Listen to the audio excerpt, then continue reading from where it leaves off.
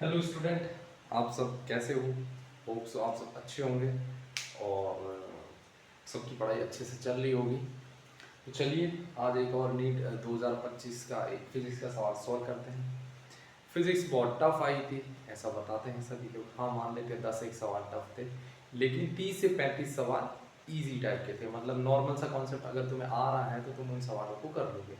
उनमें से 30 से 35 सवाल जो थे उनमें से ये एक सवाल ये था जो इजी था, और मतलब आराम से आप थोड़ा सा दिमाग लगाओगे तो हो जाएगा। ठीक है, ये करंट वाले चैप्टर में से था, करंट इलेक्ट्रिसिटी 12th का जो चैप्टर है उसमें से ये सवाल है। देखिए सवाल क्या है। The current passing through the battery in the given circuit is, ये एक सर्किट दिया हुआ है, इसमें ये ना बैटरी है, इस बैटरी से पास होने वाली अपने को करंट पूछिए। ठीक है, अब ये बहुत सारे रेजिस्टेंस दिए गए हैं। ठीक है, तो एक इक्विवेलेंट रेजिस्टेंस निकालना होगा और बैटरी का वोल्टेज दिया गया है, एंड देन उसके बाद ओम्स लॉ लगा के V IR करके अपन क्या निकालेंगे, मैन करंट निकालेंगे। जो बैटरी से पास होगी वही क्या होगी, मैन करंट होगी। ठीक है, तो इतने सारे रेजिस्टेंस दिए होते हैं, इन सबका अपन एक इक्विवेलेंट रेजिस्टेंस निकाल लेते हैं। अब देखो ये एक स्ट्रक्चर दी गई। ठीक है, अब जब सर्किट के अंदर जब कोई भी इस तरह का सर्किट दे रखा हो, एक चीज याद रखना, उसमें या स्क्वायर या रेक्टेंगुलर टाइप का कोई डायग्राम हो और उसके एक डायगोनल में क्या हो, एक और रेजिस्टेंस वाला वायर जुड़ा हो, तो उसको ध्यान से देख लेना कहीं वो बैलेंस्ड व्हीट स्टोन ब्रिज तो नहीं है। अगर वो बैलेंस्ड व्हीट स्टोन ब्रिज है तो जो डायगोनल वाला वायर जो होता है ना, जो रेजिस्टेंस वाला वायर होता है वो हट जाता है, ये तुम्हें पता होगा। तो ठीक है, अपन देख लेते हैं क्या होता है कि इन दोनों का रेशियो इन दोनों के रेशियो के बराबर होना चाहिए। ठीक है, तो वही होता है बैलेंस्ड व्हीट स्टोन ब्रिज। अब इस सर्किट को देखो, ये क्या है बेटा, चेक कर लेते हैं। P upon Q is equal to R upon S। ठीक है,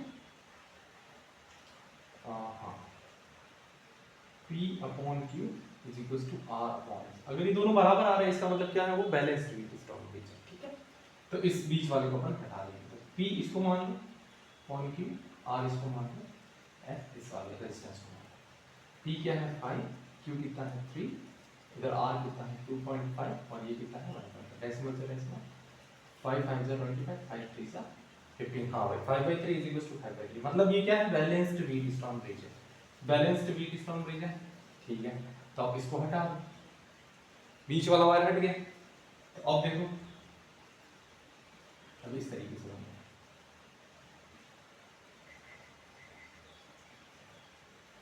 5 3 2.5 1.5। अब देखो ये किस में आ गया, सीरीज में, ये किस में आ गया, सीरीज में।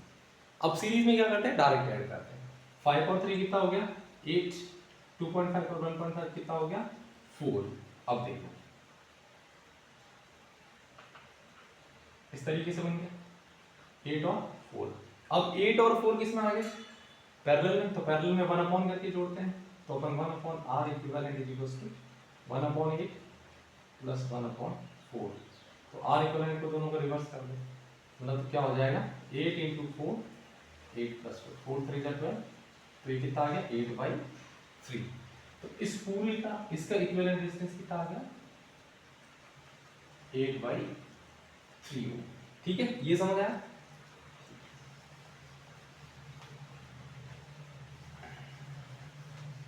अब वापस लगा, ठीक है पूरा।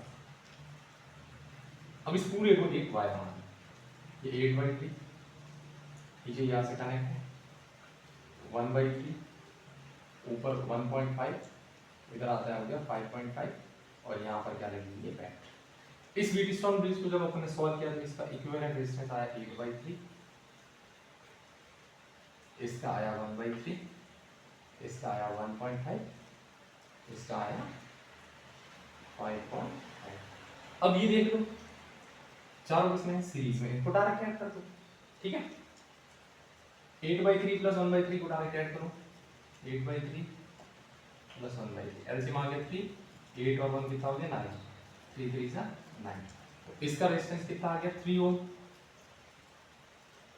ये 1.5 और 5.5 कितना हो गया, 1.5 और 5.5 हो गया 7। अब 7 और 3 ओम भी किसमें है, सीरीज में है, तो ये डायरेक्ट ऐड होंगे तो कितना हो जाएगा 10 ओम। तो इसका पूरा आर इक्विवेलेंट कितना आ गया बेटा 10 ओम। ठीक है, ये ध्यान रखना, सीरीज में डायरेक्टली रेजिस्टेंस को ऐड करते हैं और पैरेलल में 1 अपॉन करके ऐड करते हैं, ठीक है।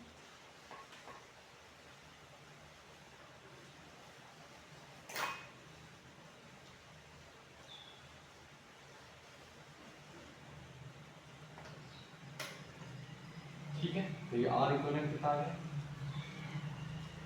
10 ओम। बैटरी का वोल्टेज कितना है 5 वोल्ट। अब अपन निकाल लेते हैं current, V is equal to I R, Ohm's law से V कितना है 5, I पूछना है, R कितना आ गए थे, तो I कितना हो जाएगा 5 डिवाइड बाई 10 मतलब 0.5 एम्पियर।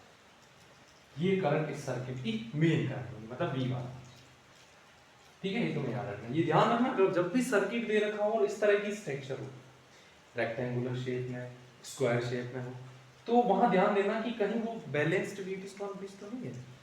तो बैलेंस व्हीटस्टोन ब्रिज होगा तो जो बीच में डायगोनल में जो करंट वाला वायर होगा ना, उसको तुम हटा दो, रेजिस्टेंस वाले वायर को, ठीक है। बाद में वो अपने आप अपने को समझ आ जाएगा, फिर देख लेना जो सीरीज में है उसको सीरीज में डायरेक्ट जोड़ देना, और पैरेलल में हो तो उसको 1 अपॉन करके जोड़ देना। इस तरीके से एक एक करके जोड़ते जोड़ते टोटल नेट रेजिस्टेंस निकालना, नेट रेजिस्टेंस के बाद वोल्टेज को रेजिस्टेंस से डिवाइड करना, तो मेन करंट आ जाएगी, ठीक है।